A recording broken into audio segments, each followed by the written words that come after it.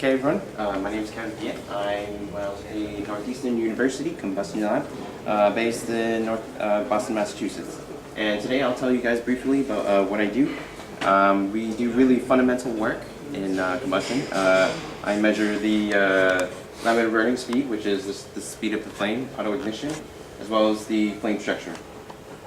So first, what is laminar burning speed? It's defined as the speed of a planar one-dimensional adiabatic flame front relative to the unburned gas. I'm sure you guys are well aware. It's used in turbulence combustion models as well as to validate chemical kinetic models like GRMF and so on.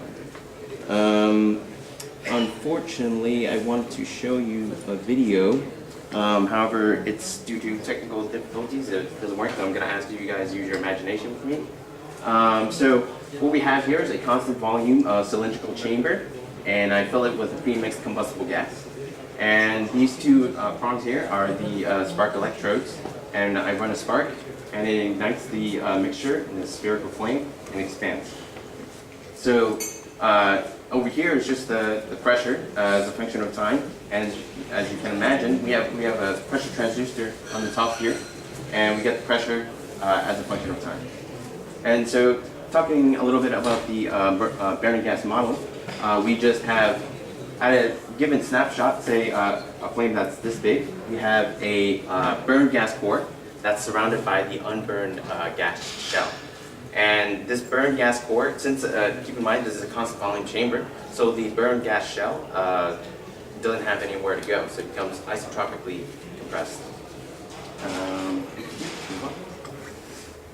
So I take that pressure versus time curve and I put it inside the conservation of mass and conservation of energy equations to get the mass fraction, burned gas mass fraction, as a function of time, and take differentiating that, we get the mass burning fraction rate. And this is the equation that we use from x dot t to get the laminar burning speed.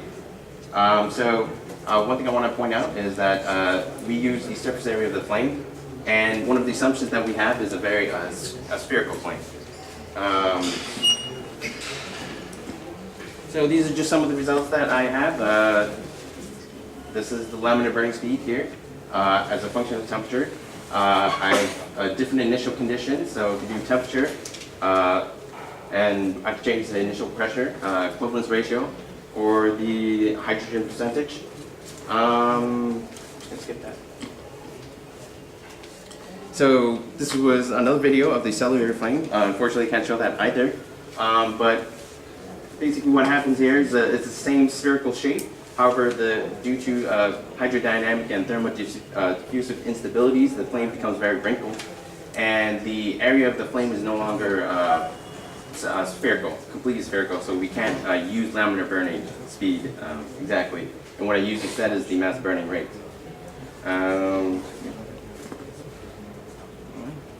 And so another thing that I can do is the onset of auto ignition.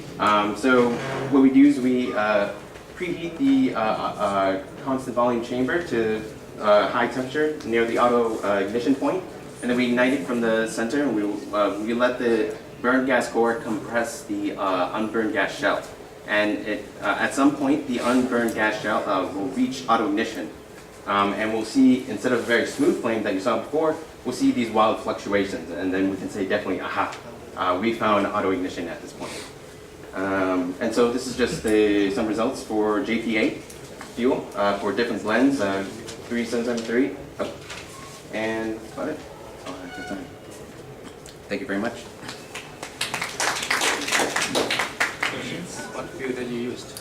So the first graph that I showed you, this one, is synthetic gas. Laminar burst. What is it come from? Gas? We just have 2 tanks of hydrogen and carbon monoxide, and we give it 2-0. Yeah, it's 2CO. Your flame area, because it is so convoluted, and also because you have a 2D image of a 3D. Yeah, it's actually very difficult to. Yeah, so for smooth flames, we can just assume that it's surface area of the flame is 4 pi r squared. But for wrinkled, we don't use laminar burning speed anymore. We use a mass burning rate.